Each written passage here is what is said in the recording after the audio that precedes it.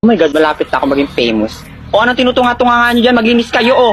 Boys, magtabo kayo, walang tubig sa CR. Hoy, jingle na magubat ang kilikili, gumawa ka rin, wag kang pautos-utos dyan. Hoy, Borloloy, manahimik ka dyan. Huwag mong dinidiktahan ng malapit na maging famous at soon, magiging influencer. Pinagsasabi mong influencer? Ano naman may influensya mo? Yung style ng buhok mo, mukhang walis tambo. Saka saan ka naman magiging famous? Sa Instagram. Alam mo bang kakastart ko lang mag-post kahapon at nagkaroon kagad ako ng 1,000 na followers. Iba ang appeal ko. Walang may pake. Talaga ba, Turjang? Isang kaklase na naman na naiinggit sa akin. Palibasa kasi wala nagpa-follow sa kanya sa Instagram. And how do you say so, Jingle? You son of a bitchin. Chinek mo na ba? Hindi pa. Ano bang name mo sa IG? I-search mo. Turjang Ability kay Mark lang kakalampag. Pangit ng pangalan kasi pangit ng may-ari. 10k followers. Hala, paano nangyari to ha? Bakit ang dayong followers sa Instagram? Binili mo siguro to, ano? Magkano?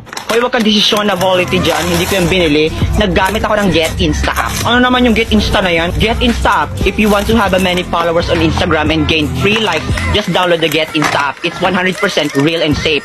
Just download the link on my bio. Kaya kung gusto mo dumami pa yung followers mo, i-download mo na. Tapos yung iba sa mga followers ko, sadyang pinalo lang talaga kasi napakaganda ko. O hindi ka maganda, mukha kang suso.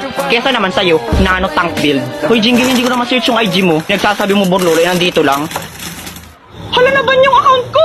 Siguro mga fake user yung mga followers mo, no? Tapos nagbayad ka para magkaroon ng 1k followers. Yan. Deserve.